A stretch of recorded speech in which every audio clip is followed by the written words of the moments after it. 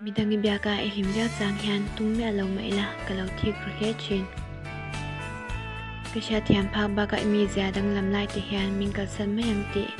lau re re in hun ka manga kala ka ithin rim chang ti hian mo shi ti wangin kom hle hle thei ngai lo ma se eng tiang pui ni mi zia dang lam chin ma se mo nang ma a eng kim mai hi ka pum beka imi je thak tura shil che ka tum ngai lo sha thiam lo ka nei chang puin kanin kara chat pha ka lo wangin ka zot ngai lo chia a chang chuan har deuh thin ma se ka hmangai wang che in ka pom thiam mai zel inat laya lom tur ka ni lo ma se na changa in himna na min man hian min jing to ka kianga I thamwang ani ringin kam him ro veng veng chin